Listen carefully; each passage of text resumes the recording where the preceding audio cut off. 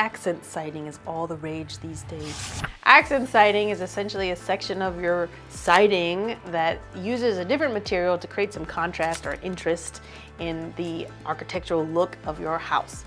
So some of the most popular places to put the accent siding is usually like one section of your house or up in the gables or something like that. It's also cheaper if you're putting an accent to only put it on the front rather than on all four sides, which is a common trick that the home builders use, by the way. The most common type of accent siding is shake or shingled siding. And these look like little individual shakes, or sometimes called shingles, and they can come in straight, they can come in staggered, they can come in scalloped.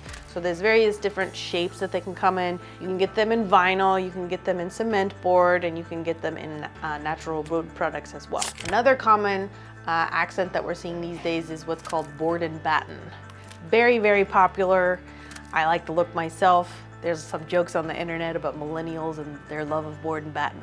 And finally, stone or faux stone veneers that can be put on the bottom of your house to ground it and provide some contrast around the bottom of your house. So accent sidings, again, as I said, are very popular these days. So ask your siding or roofing contractor about adding an accent to your house.